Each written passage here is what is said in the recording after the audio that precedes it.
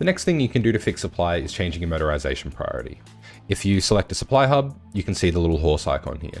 This is the first of 3 levels of motorization that you can assign to a supply hub. I don't know their official names, but I like to call them horse, single truck, and double truck. What each level does is changes how the supplies are getting to your troops, by horses, by some trucks, or by a lot of trucks, with each increasing level providing more range to the supply hub, and therefore providing your divisions with more supply. If we unpause the game here and let it run for a second, you can see as we've increased, hang on, let's do this one as well. There you go. So you can see as we've increased the motorization priority here, these troops now have full supply. It can be quite tedious to change the motorization for each hub, however. So a much easier way to do this is by army. So if you click on your general portrait and then in the army panel in the top left, you'll see the same motorization icon